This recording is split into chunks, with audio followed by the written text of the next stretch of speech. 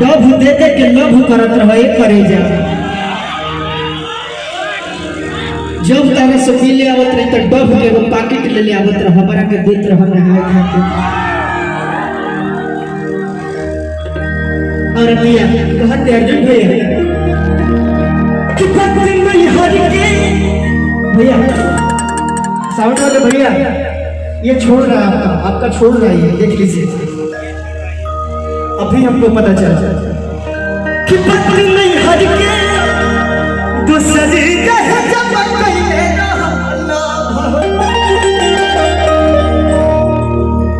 बोला तू बोला के पिछू बोला के तू पिछू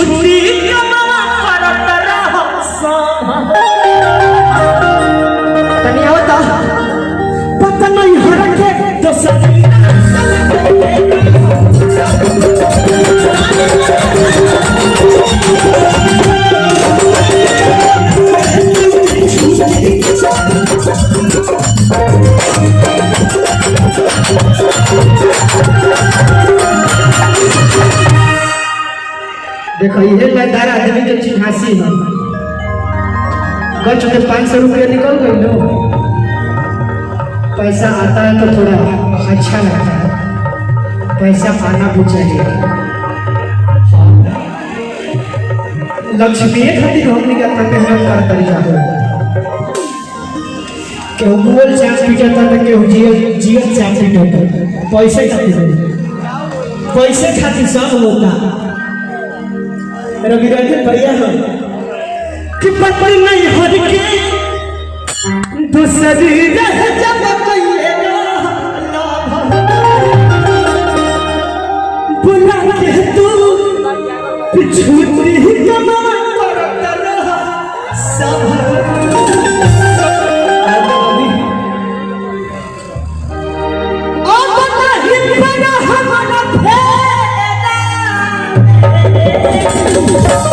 ये इसको ठीक कर दीजिए ना साउंड वाले भैया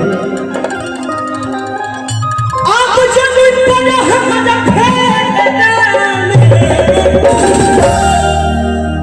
ए बाबू अगर बाबू फेरा में रहो हमारे सास और पति में बड़ा खतरनाक हो गई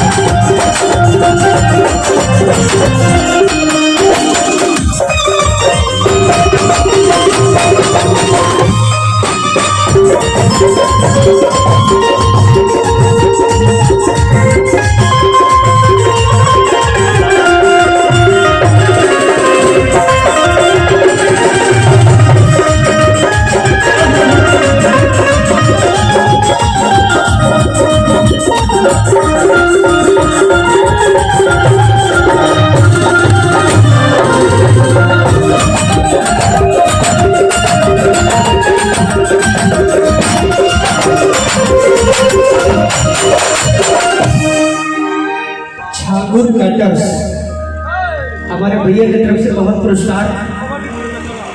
और भैया से भगवान से नहीं हो रहा कर कि सबका घरे लड़का 9 महीना में होला रहेगा, घरे लड़का 6 महीना में हो पास हो हम कमिलते था करब जनी हो खतरा निराश हो